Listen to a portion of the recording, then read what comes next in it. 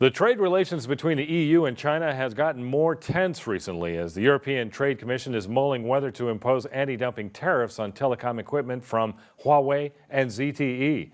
Discussions have broken down and both sides are now making sharper claims against one another. Huawei's European chief, Tao Jingwen, is saying EU should work to improve its dialogue and communication with the industry rather than simply decide to go down the route of imposing sanctions against companies. While Trade Commission continues to assert that Huawei and ZTE are being paid unfair subsidies that allow them to keep profitable while undercutting the marketplace with cheaper equipment.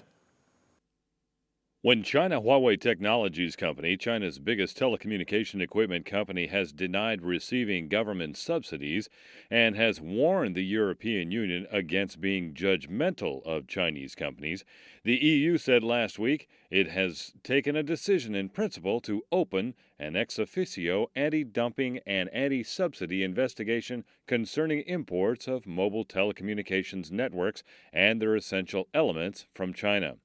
This decision will not be activated for the time being to allow for negotiations towards an amicable solution with Chinese authorities.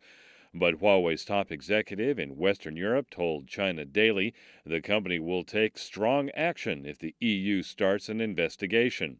Huawei has denied receiving unfair subsidies from the government and insisted that its price advantages come from its technology innovation. Support against any investigation came from the unlikely sources of Ericsson and Nokia Siemens last week. Both major European telecoms came out to lobby against any trade sanctions against the Chinese telecoms.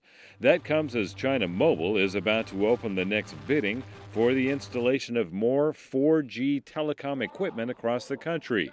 That investment totals over $6 billion, and both European telecoms are looking to get bigger contracts to install for China Mobile. If the EU acts against Huawei and ZTE, then Ericsson and Nokia Siemens feel they might get shut out of the lucrative Chinese telecom boom. Tao fires out to the Global Times that Huawei's low prices alone cannot win market share in Europe. It is only quality products and services which conform with the laws and regulations that are acceptable to clients. Huawei entered the European market a decade ago, and since 2011, Europe has been its largest market outside of China. It earned $400 million from the region in 2011, about 13% of its total global revenue. An ex officio trade defense action allows the European Trade Commission to launch a trade defense investigation on its own initiative without an official complaint by the EU industry.